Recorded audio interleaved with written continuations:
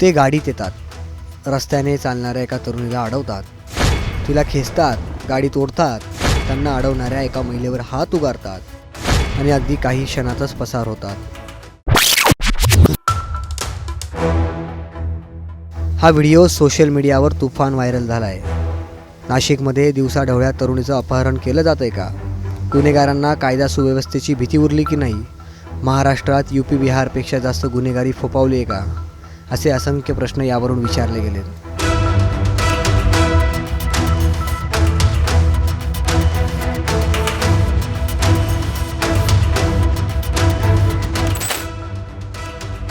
पण या घटनेची आता दुसरी बाजूही समोर आली आहे. हा तरुण जिचं अपहरण करतोय ती खुद्द त्याची बायको आहे. याने ज्या महिलेवर हात उगारला ती त्याची सासू आहे आणि याला ज्या लोकांनी मदत केली आहे ते त्याचे मित्र आहेत. म्हणजे नवऱ्याने आपल्या बायकोचं अपहरण केलं आहे, सासूला मारहाण केली आहे. पण त्याने असं का केलं? नेमकं हे प्रकरण काय? याचा सविस्तर आढावा या व्हिडिओतून घेणार आहोत.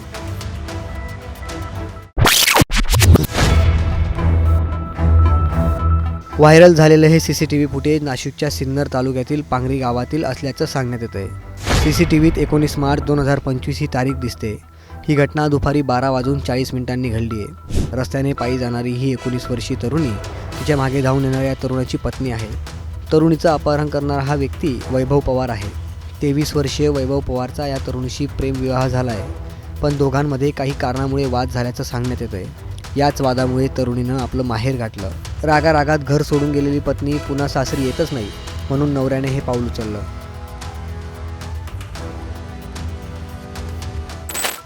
तेवीस वर्षीय वैभव पवारने आपल्या 3 मित्रांना सोबत घेतलं आणि थेट आपल्या स्वतःच्याच बायकोच्या अपहरणाचा प्लॅन बनवला. यात त्याला त्याच्या सासूने अडवण्याचा प्रयत्न केला, म्हणून वैभवने तिच्यावरही हात उगारला.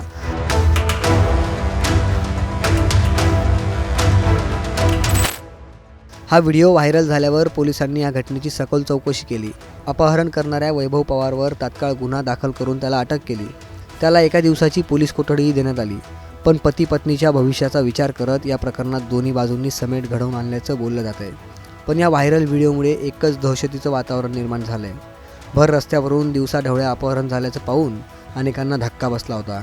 त्यामागची ही स्टोरी पाहून अनेकांनी डोक्याला हात लावला आहे. तुम्हाला या घटनेबाबत काय वाटतं? कमेंट करून नक्की सांगा.